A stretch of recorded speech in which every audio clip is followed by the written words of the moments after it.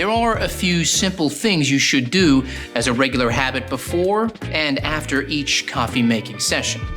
Following these will make for less effort later on. One of them is the group head purge.